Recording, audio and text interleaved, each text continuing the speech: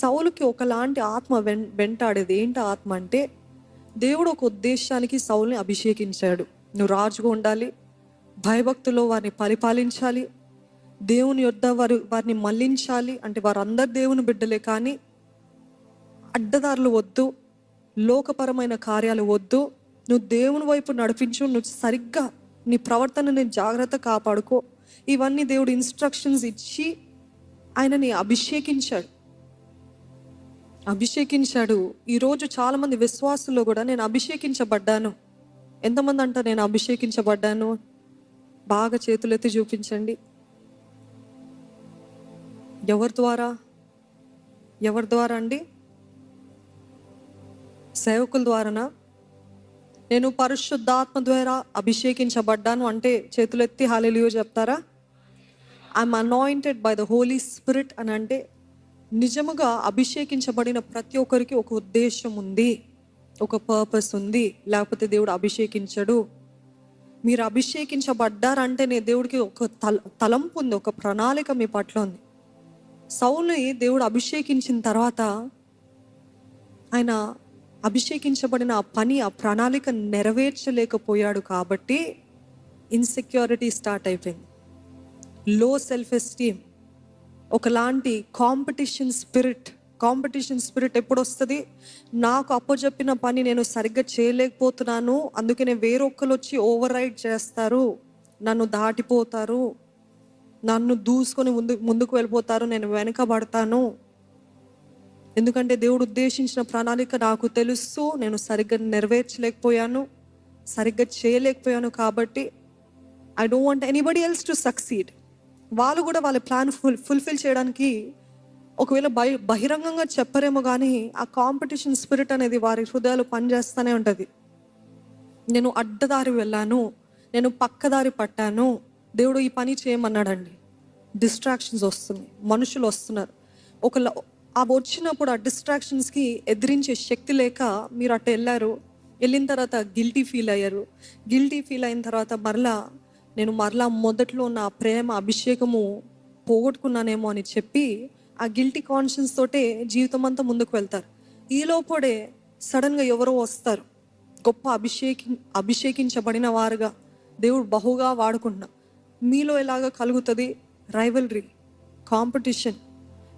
దేవుడు నాకు ఇచ్చాడు, ఫస్ట్ ఇదే పని దేవుడు నాకు ఇచ్చాడు, నేను చేయలేదు, నేను నెరవేర్చలేకపోయాను, కాబట్టి వాళ్ళు నెరవేరుస్తున్నారు. కాబట్టి సౌలు ఆత్మ అక్కడ పనిచేస్తుంది. ఏంటి ఆత్మ? కాంపిటీషన్. దావీదు ఎన్నుకోబడ్డాడు, దావీదు అభిషేకించబడ్డాడు, ఆ దావీదుని చంపడానికి ప్రయత్నించాడు. ఎందుకు అని అంటే every time we do not fulfil God's plan for us, we feel insecure, we feel less than, we feel incompetent. ఇవన్నీ మనం చేయలేము, వాళ్ళు కూడా ముందుకు వెళ్ళొద్దు, నేను ఎట్లాగా పడిపోయానో వాళ్ళు కూడా పడిపోవాలి, నేను ఎలాగ దిగజారానో అలాగే దిగజారాలి అనే ఆలోచన ఉండదేమో. కానీ ఒకవేళ వారు సడన్గా ఒక తప్పుదారి పట్టారనుకుంటే, అబ్బా అమ్మయ్య నేను ఒక్కదానే కాదులే, వారు కూడా తప్పిపోయారు, వారు కూడా పాపంలో ఉన్నారు, వారు కూడా ద్రోహులుగా ఉన్నారు దేవుని ఎదుట. కాబట్టి we are all in the same. కానీ దావీదు సౌలు వలె లేడు. అది అక్కడికి వచ్చిన బాధ. సౌలుకు వచ్చిన బాధ ఏంటిదంటే, సౌలు కంటే ఎంతో వ్యత్యాసంగా ఉన్నాడు, ఎంతో భయభక్తులు కలిగి ఉన్నాడు, ఎంతో దేవుని పట్ల వైరాగ్యం కలిగి ఉన్నాడు, ఎంతో రోషము, దేవుడి కోసం ఏదైనా చేయాలి అని ఆ తపన ఈయనకి మంటకు కలిగించిందండి. మంట. ఈరోజు అభిషేకంలో చల్లారిపోయిన వారు, దేవుని నుండి దూరమైన వారు గొప్పగా అభిషేకించబడి వాడబడుతున్న వారిని చూసి మంట కలుగుతుంది, ఈర్ష్య కలుగుతుంది, కాంపిటీషన్ స్పిరిట్ వస్తుంది. వాళ్ళని ఎలాగ లాగుదామా, వాళ్ళని ఎలాగ పడద్రోద్దామా, వాళ్ళని ఎలాగ చంపేద్దామా, వారి పేర్లు ఎలాగ పాడు చేద్దామా. దేవుని ఆత్మ పక్కన పోతుంది, దేవుని అభిషేకం పక్క పోతుంది, దేవుని ప్రణాళికను పక్కన పోతుంది. ఇప్పుడు వాళ్ళ ప్లాన్ అంటే ఏంటిదంటే, వీళ్ళని ఎట్లాగ పాడు చేద్దాము, వీళ్ళ పైన ఎలాగ రూమర్స్ పుట్టిద్దాము, వీళ్ళని ఎలాగ దోషులుగా నిలబెడదాము, నేనొక్కడనే కాదు వీళ్ళందరూ కూడా అలాగనే ఉండాలి అనేదే సౌలు ఆత్మ. అందుకని కొంతమందిని చూస్తాం, గొప్పగా అభిషేకించబడిన వారు, ఎన్నో గొప్ప కార్యాలు చేసిన వారు, వారి చివరి దశ అంటే మినిస్ట్రీలో ఆ లాస్ట్ ఫేజ్ వచ్చే వారికి వీరిని వారిని వారిని వీరిని నిందలు వేస్తూ, పేరు పిలుస్తూ, దూషిస్తూ, అవమానపరుస్తూ ఉంటారు. ఎందుకు అనంటే, నేను నెరవేర్చలేకపోయాను దేవుని తలంపు, నేను సంపూర్ణంగా నెరవేర్చలే, నా గిల్ట్ వల్ల ఎప్పుడు ఉంటానే ఉంటుంది. నెరవేర్చలేకపోయాను కాబట్టి వీరు కూడా నెరవేర్చకూడదని చెప్పి వారిని అలాగా సౌలు ఆత్మ ప్రేరేపిస్తూ ఉంటాడండి. ఈరోజు మనం జ్ఞాపకం చేసుకోవాలి ఏంటిదంటే, when you know that you have fulfilled God's plan, దేవుని ఉద్దేశము, దేవుని ప్రణాళిక మీ జీవితంలో నెరవేరుస్తే చెప్పసఖ్యము కానీ తృప్తి మనలో ఉంటుంది. ఎంతమందికి ఆ తృప్తి ఉందండి? ఇంకా లేదు, చాలామందికి లేదు. ఎందుకంటే I'm still on the process. If you're still in the process, wonderful, but do not go aside. ఒకటే ఒక రిమైండర్ అంతే, మీరు ఆ మార్గంలో వెళ్తున్నారంటే దయచేసి పక్కకి మళ్ళకండి.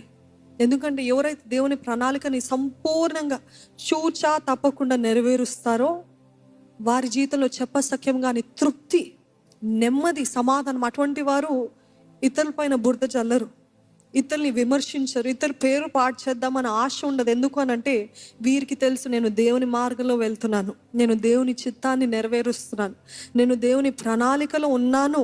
కాబట్టి I do not have to bring down others. I want to encourage them. వాళ్ళు కాంపిటీషన్ ఉండరు కానీ వారిని అప్లిఫ్ట్ చేసేవారు ఉంటారు, ఎంకరేజ్ చేసేవారు ఉంటారు. ఈరోజు మనం కూడా జ్ఞాపకం చేసుకోవాలండి, is there a competition spirit working in you? నాకంటే వాళ్ళు, నాకు మించి వాళ్ళు, నాలాగా వాళ్ళు కూడా ఇలాగ నీచ స్థితిలో ఉంటే బాగుండు అని ఆలోచనలు వస్తున్నా అంటే ఒక reminder, that is not the spirit of God. దేవుని ఆత్మ కాదు. ఈరోజు కాంపిటీషన్ అయిపోయింది. మినిస్ట్రీ ఏంటి? There is a small line between healthy competition and unhealthy competition. Healthy competition ఏంటి? గొప్పవి సాధించాలి, గొప్పవి చేయాలి అని ఆశ. అన్హెల్దీ ఏంటిదంటే వారిని పడద్రోయాలి, వారిని కిందకి లాగాలి, నేను పైకి వెళ్ళాలి అనే ఆలోచన అన్హెల్దీ. ఈరోజు కాంపిటీషన్, పరిచర్యలో కాంపిటీషన్. మేము గొప్ప అంటే మేము గొప్ప, మేము గొప్ప అంటే మేము గొప్ప, మీరందరూ వేస్ట్, మేమందరం గొప్ప, మేము మా పరిచర్య, మా డినామినేషన్, ఇవే ఎక్కువైపోయినాయి కాంపిటీషన్. నిజంగా మరలా చెప్తున్నాను, తృప్తి కలిగిన వారు ఎవరితో పోల్చుకోరండి. నేను దేవుని చిత్తాన్ని నెరవేరుస్తున్నానా, నేను దేవుని దృష్టిలో సరిగ్గున్నానా, ఈరోజు ఆయన రాజ్యముతోటి వస్తే ఆ అగ్ని పరీక్షలో నేను తేల్తానా, లేకపోతే కాల్చివేయబడతానా? అగ్ని పరీక్షలో ఎవరైతే బంగారం వలె ఉంటారో అది దేవుడికి మెచ్చిన సేవ. కొంతమంది కట్టల వలె, కొంతమంది స్ట్రాస్ వలె కాల్చివేయబడతారంట. అది దేవుడికి ఇష్టమని. ఒకవేళ డాబుగా ఉండొచ్చు కానీ అగ్ని పరీక్షలో తేల్తామా అనేది. అందుకని మన దృష్టి ఎప్పుడు కూడా, దేవా నీకు అంగీకారమా, దేవా ఈ ప్రయత్నం నీకు ఇష్టమా, దేవా నేను చేసే పని నీకు ఇష్టమా అని ప్రతిదీ కూడా దేవుని అడుగుతూ దేవుని చిత్తాన్ని తెలుసుకుంటూ ముందుకు వెళ్ళాలి.